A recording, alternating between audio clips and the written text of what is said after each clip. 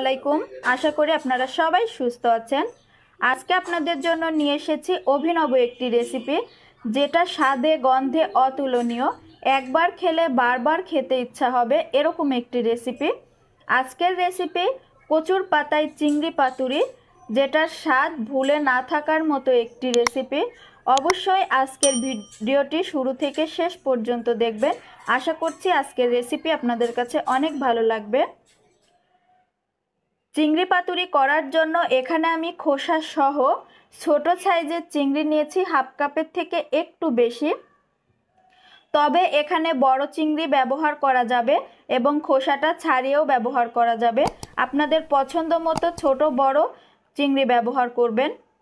চিংড়িগুলো প্রথমে আমি একটা চপারের মধ্যে দিয়ে চপ করে নিব। যদি আপনারা চান সেক্ষেত্রে ব্লেন্ডারের মধ্যে দিয়েও আধা ব্লেন্ড করে নিতে পারেন, কিংবা পাটার মধ্যে আধা বাটা করে নিতে পারেন। যার যেটাতে সুবিধা সে সেটা ব্যবহার করবেন। চিংড়ি মাছগুলো চপ করে নেওয়া হয়ে গিয়েছে। দেখতে পাচ্ছেন চিংড়ি মাছগুলো কিন্তু আমি আধা বাটা মতো করে নিয়েছি। অবশ্যই চিংড়ি মাছগুলো কিন্তু আধা বাটা করে নেবেন, একদম মিহি করবেন না, তাহলে কিন্তু টেস্টটা ভালো হবে না। আরেকটা কথা, এখানে কিন্তু একটুও পানি ব্যবহার করা যাবে না। এই পাতুরিটা একদম পানি ছাড়াই তৈরি করতে হবে। কোনো প্রকার পানি এই পাতুরির মধ্যে ব্যবহার করা যাবে না। সবগুলো চিংড়ি মাছের কিমা একটা বোলের মধ্যে আমি নিয়ে নিলাম।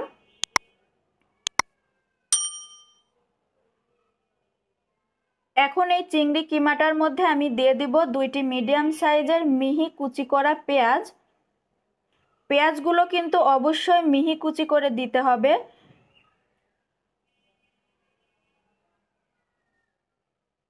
কিছু বাটা মশলা অ্যাড করব। এখানে আমি কাঁচামরিচ নিয়েছি 4টি, পেস্ট করে নিয়েছি। 1 চা চামচ রসুন বাটা, 1 টেবিল চামচ আদা বাটা করে নেওয়া পেঁয়াজ, 1 চা চামচ কাঁচা জিরা বাটা এবং হাফ চা চামচ সরিষা বাটা।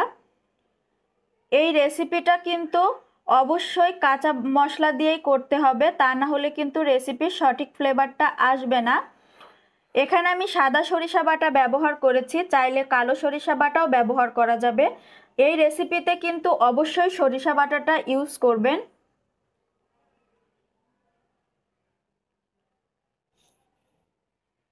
স্বাদ অনুযায়ী লবণ দিয়ে দিলাম, লবণটা যার যার টেস্ট অনুযায়ী। কিছুটা হলুদটা খুবই সামান্য পরিমাণ ব্যবহার করেছি এখানে।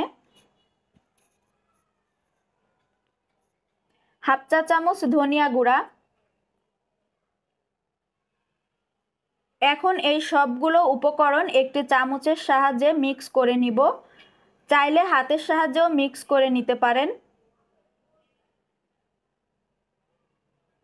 এমনভাবে মিক্স করতে হবে মশলাগুলো যেন একে অপরের সঙ্গে একদম মিশে যায়।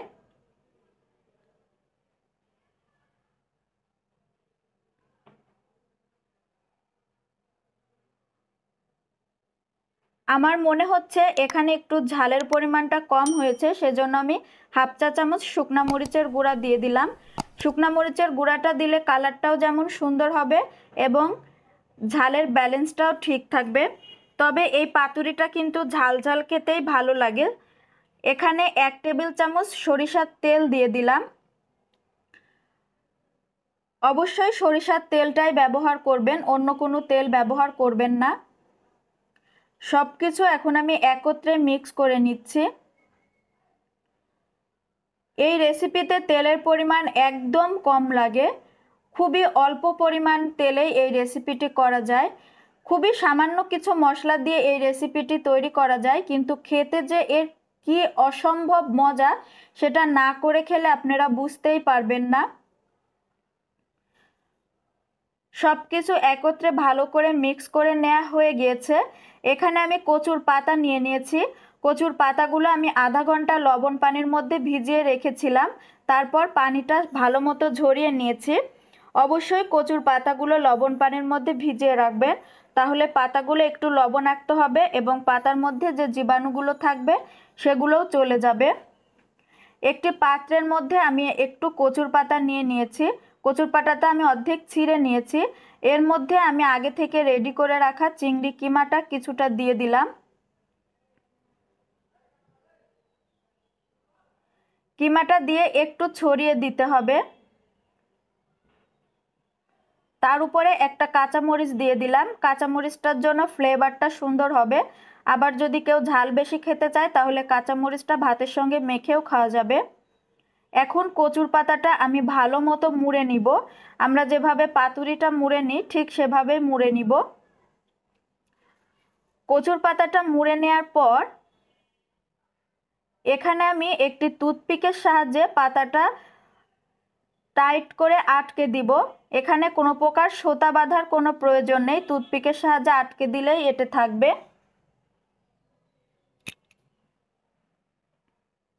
আমি আপনাদের বোঝানোর সুবিধার্থে আরেকটি করে দেখাচ্ছি।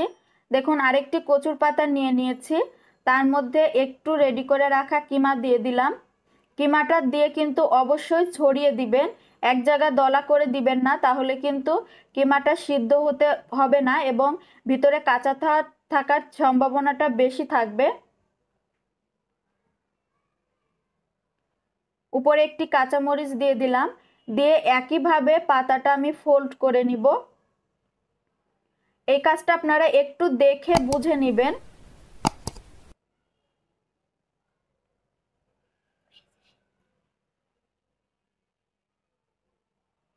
এমনভাবে ফোল্ড করবেন যেন চারিপাশ থেকে বেরিয়ে না আসে।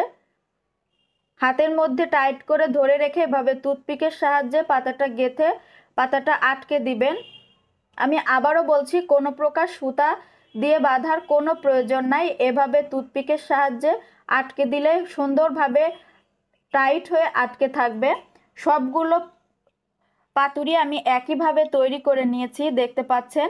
এখানে আমার 6টা পাতুরি হয়েছে। এখন এই পাতুরিগুলো আমি রাইস কুকারের মধ্যে স্টিম করে নিব।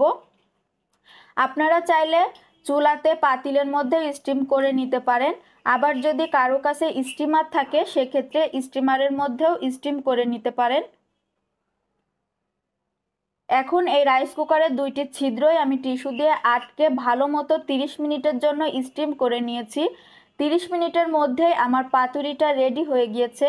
দেখতে পাচ্ছেন পাতুরিগুলো কিন্তু একদম সবুজ কালার হয়েছে, দেখতে অসম্ভব ভালো হয়েছে, খেতে তো এর তুলনায় হয় না।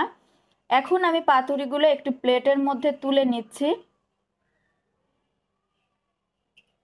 এই পর্যায়ে পাতুরিগুলো কিন্তু অনেক সাবধানতার সঙ্গে তুলবেন, তা না হলে কিন্তু ভেঙে যাওয়ার সম্ভাবনা থাকবে। যেহেতু কচুর পাতাগুলো একদম সিদ্ধ হয়ে নরম হয়ে গিয়েছে, সেজন্য অনেক সাবধানতার সঙ্গেই পাতুরিগুলো তুলে নেবেন।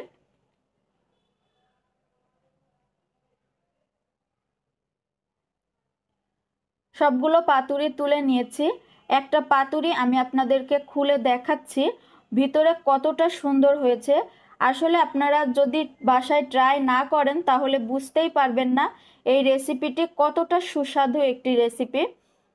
আশা করছি আজকের এই রেসিপিটি আপনাদের কাছে অনেক বেশি ভালো লেগেছে। ভালো লাগলে অবশ্যই লাইক করবেন, কমেন্ট করে জানাবেন এবং আমার চ্যানেলটিকে আপনারা সাবস্ক্রাইব করবেন। কচুর পাতাগুলোও কিন্তু একদম গলে গিয়েছে। আজকে এই পর্যন্তই। আপনারা সবাই সুস্থ থাকবেন, ভালো থাকবেন এই প্রত্যাশায়। আল্লাহ হাফেজ।